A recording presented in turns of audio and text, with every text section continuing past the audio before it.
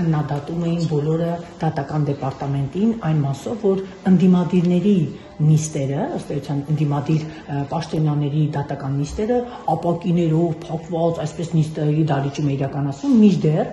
լուրջ սպանությունների գործերով ամբողջ դատական համակարգը սենց թողել է անտերոդոս վիճակ եւ արդյունքում ստացվում է այնպես, որ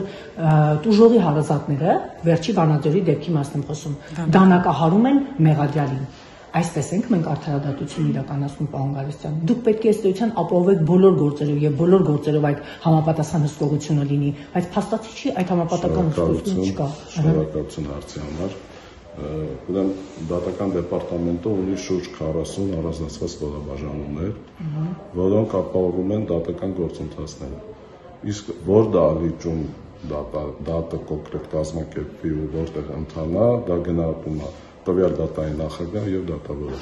Դատական դեպարտամենտը նման լիազորություններ չունի։ Դատական դեպարտամենտը, այսինքն դատարանում կոնկրետ հսկողություն իրականացնելու կարգադրիչները, որ ըստ Պարչացի հսկողություն իրականացնեն, բոլոր դատարաններն ապահովված են մարդկանց անվտանգության հետ կապված չափանիշներով, դատական դեպարտամենտը այս մասով որևէ գործառույթ չունի, պարոն Գալստյան։ Հարգելի լրագրող, դուք սկզբից ուրիշ հարց տվեցիք, հիմա ուրիշ հարց եք տալիս։ Բնականաբար դատական կարգադրիչները ենթարկվում են դատական դեպարտամենտին, ապահովում են դատական ամբողջ պրոցեսը բնականon գործունեությունը։ Դանակահարելու հետ կապված պատշաճ զննվել են ներս մտնող մարդիկ, ոչ մի կասկածելի իր առարկա չի հայտնաբերվել։ Դեպքը տեղի է ունեցել, միանգամից մեր կարգադրիչները անցել են իրենց ծառայությանը շատ օպերատիվ արձագանքել են, իսկ թե ինչ ա եղել, ոնց ա եղել,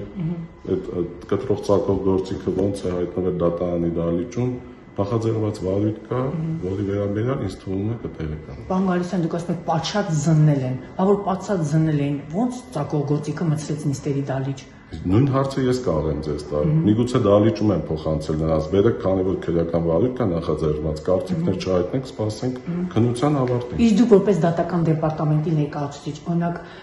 չեք անհանգստանում կամ չեք նեղվում կամ ընտրովի արդարադատություն չեք համարում, երբ որ դատավորին վիրավորող փաստաբանին Ալեքսանդր Սիրունյանի մասն է խոսքը, բացակայելու արգելք է ընտրում դատարանը, մինչդեռ Կոչուբաևը գրառման համար կալանավայրում է հայտնվում։ Դատավորին վիրավորելու համար Ալեքսանդր Սիրունյանը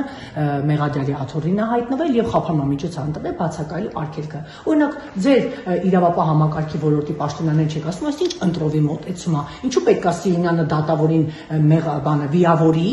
եւ արդյունքում նրա նկատմամբ որևէ խափանամիջոց մի հատ sense ֆիկտիվ մեղադրանք առաջադրում, մինչդեռ Կոչուբաևին ասֆալտին փռեն, կալանավորեն եւ արդյունքում տեսանք ինչ հետևանքներ տեղ ունեցավ նրա ընտանիքի համար։ Մտահոգիչ չեք համարում այս ընտրովի մոտեցումը, պարոն Գալստյան։ Մենք տարանջատենք մեր գործառույթները։ Սահմանադրության 6-րդ հոդվածով հստակ մենք ունենք մեր գործառույթները։ Դատական դեպարտամենտի ղեկավարը ոչ մի լիազորություն չունի ձեր բարձրացած հարցով մեր իրավապահ համակարգին ինչ-որ դիտողություններ կամ առաջարկություններ չեք ներվում, պարոն Գալստյան։ Այս ընտրովի ընթացիկ գործերով բերեք ես ձեռապահ մնամ եւ ոչ մի կարծիք չհայտնեմ։ Սեպտեմբերի 21-ին մրցանակ էի։